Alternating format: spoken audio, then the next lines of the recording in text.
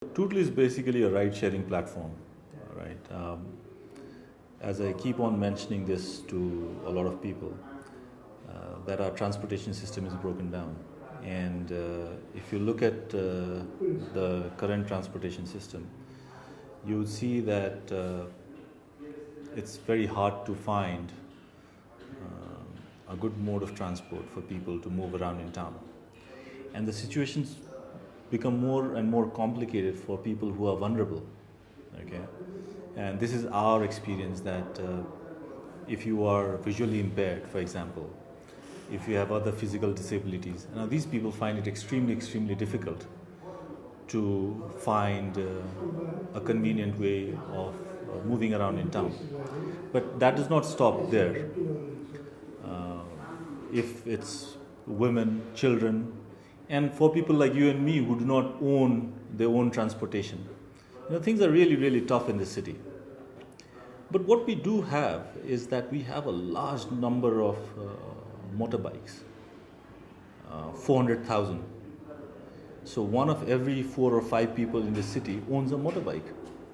Now what it means is that these people who own these motorbikes, many of them are young. Many of them want day-to-day income for livelihood, for their daily expenditures and so on and so forth. And if you look at the streets, what you'll also find is that 8 out of 10 motorbikes go empty. So when you go to your office, I'm sure you're going alone. When you go back home, you're going alone, right? So what we felt was that there is a spare capacity at the back seat of your motorbike, which could be utilized to generate an additional resource, providing a convenient point-to-point transport for the clients and also an income-generating opportunity for the people who give them a ride. So that's the basic notion of it. At the tip of the iceberg, you'd see Tootle as being a technology platform that allows people to move around from point to point. But if you look at Nepal, where most of the people have restriction in their freedom of movement, I think Tootle is also about freedom to move. That's what Tootle is all about. We address a lot of SDGs. I think there's 17 of those, And for us, it was we didn't go on developing our platform thinking that we have to address these SDGs so that we get brownie points. That's not how it works. We genuinely feel that through entrepreneurship we can create socio-economic impact, and that's the world that we are going to see in next 5-10 years, that entrepreneurs are going to solve these problems. So in doing so, we I think address a lot of SDG goals, including poverty reduction. You can see so many youngsters who are lined up to take up jobs. We also provide gender equality because 38-40% of our clients, regular clients, are female because they are regular clients because they're most vulnerable when it comes to public transport. And there are people from LGBTI groups. They're also vulnerable. So we provide gender equality. We help innovation. We provide decent work environment. We support industrialization. I don't know what SDGs goal they fall into, but I'm sure they fall into many of your goals.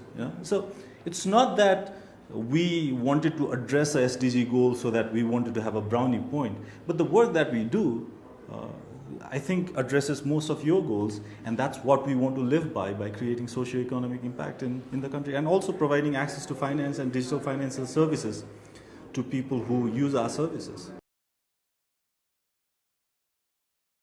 In every tech, on Android and iOS, there is something called the accessibility option that Google has built up, including iOS platform. So we had developed an app that was semi-accessible to the visually impaired. We didn't think many of the to be honest, we didn't think that many of the visually impaired people would use our services because, but what we found one day was that we have visually impaired people who use our service very regularly. We had people with disabilities who use our services. And that is what we found out. And we invited these people to come to our office and give us feedback and further enhance our technology so that we can make it more and more useful.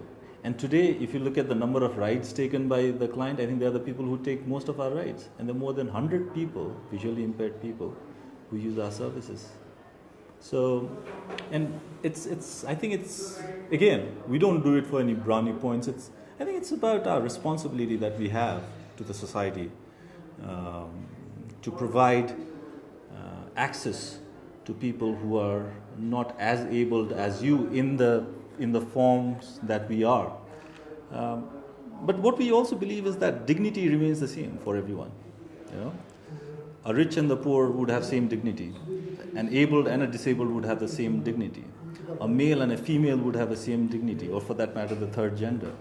You know, so it's about providing technology solution that enables people to move around with the same dignity as you and me is very important to us. So what we do is we provide them with a dignified transport, because they don't have to rely on XYZ, their family members, to take them to shopping. They don't have to rely on their friends to take them somewhere out for a party. Tootle does that for them, and in a dignified manner, because they pay for their services as the same amount that they would pay for anyone who would pay for the services. So it's very important for us to provide the same dignity to the cross-section of people, whether you are rich, poor, enabled, disabled, vulnerable, not vulnerable. That's very important for us. Winning is a primal instinct for any human being. You know, we like to win in everything that we do. So, to be honest, we feel good to win. But I think that's just the beginning of the story. Like I said, it's very important to change the mindset of young entrepreneurs in Nepal. We see people doing big in India, in US, because those countries are portrayed as big markets in the global events. But to be honest, Nepal is not a small market too. We have a population which is bigger than most of the European countries. We are I think the 38th or the 48th most populous country in the world. We're the youngest in South Asia. Our median age is 23, which means 50% of our population is below 23 years of age. And if you were to stretch Nepal, because it is filled with ridges and valleys, it will be bigger than Australia. So Nepal is not a small country. So what we need to do is, it really feels good to win the Seedstars, but I think we should take it up to the global level and tell them that Nepal is a big country. It's a country where you can invest in. It's a country that has a lot of potential for future growth. And anyone should be able to make it big. Because I think we have all the indicators for next 30 years to do well in this country. So it's just a start.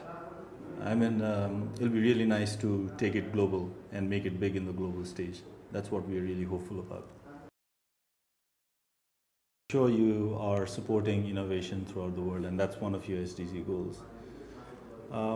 So continue supporting us in any kind of means that's possible. The one that you're doing right now is also a great support to us.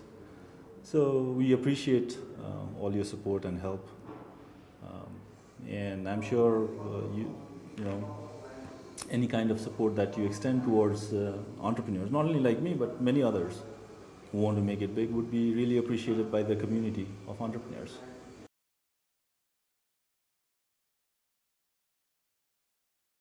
It's a part of the sharing economy which is going to become really, really big in next decade or two, because we are the pioneers of sharing economy in Nepal, today aided by technology. But sharing economy always has been there. We used to rent our rooms. We used to share our floor. But today technology has made it possible by which we can share a ride, your rear seat in your motorbike. So we are the proponents of sharing economy. Now, the Motor Vehicle Act in Nepal was written in 1992 or 1993, which was 1 year after Al Gore passed the Internet for All bill in the House of Congress in US. So before 1992, Internet was illegal. Now imagine Internet still not being used by people today. So what happens is innovation has to always precede law. Right? So I'm sure as we grow, it's not that it's illegal. It's not that way. It's that there needs to be a better regulatory framework that can accommodate technologies like not only us. I mean, 10 years down the line, there's going to be a self-driving car in the street, and motor cars are going to be independent economic entities. Do we have a law to address that? No, we don't, isn't it? So these laws are going to evolve as a part of innovation, and it's our duty to continue innovation so that the legal frameworks would evolve in such ways. Before the cars even existed, there was no law to have cars registered into anyone's name, isn't it? So it's an evolutionary process, and I think we'll get there one day. I mean, the first question that we are raised is about, how is it secured when you are hitching a ride with an unknown person? And the answer is that, how about the security when you hitch a ride in a taxi, still with an unknown person, in an enclosed environment, where no one exactly knows who that person is? Now come to Tootle, you of course hitch a ride with an unknown person the way you take a ride in a taxi, isn't it? But here we have all the information, data, and tracking of your whereabouts in real time. So security in terms of getting into a ride with someone that you do not know is a problem with human perception. Because if you are hitching a ride on a taxi or on a bike or in a cramped public transport, you're still going to be around with an unknown person, isn't it? Right? So it's more of a perception problem. The second question that you asked me is about the accidents. What we're working on is having a blanket insurance coverage for all our rides. Because the concept is new, so we also have to persuade insurance companies to insure us with certain parameters that are suitable for our services. So we are doing that as well. And moreover, we keep an eye into all your rides. So we have technology platform that tells us where you are, which route has been taken. And you also have a feature where you can share your location to your family and friends on real time. So like we monitor you, you can be monitored by your family and friends on real time, like we do it. So we have these security features. So I would say that security is more of a perceptual problem, because you are still going to be with an unknown person in any other mode of transport. I think for the policymakers, like for example, Kumar has been, he used to be our star biker, and he's displaced by earthquake in Sindhupalchar. And he had a motorbike, and he started becoming our Tootle partner. And in doing so, he made an income of around 40,000 rupees a month, Kumarji. And he loves riding motorbikes.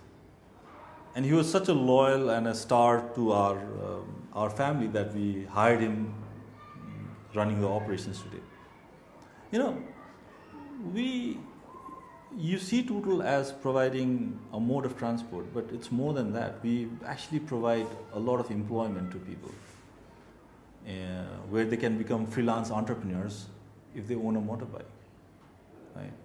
And generating that level of employment is your goal in terms of SDGs, and it's the goal of the government. And we are working towards that goal without having a single rupee that's been funded by anyone else. Because we feel that it's a duty, and we can generate a sustainable entrepreneurial model in a long term. So it's about time that we accommodate this.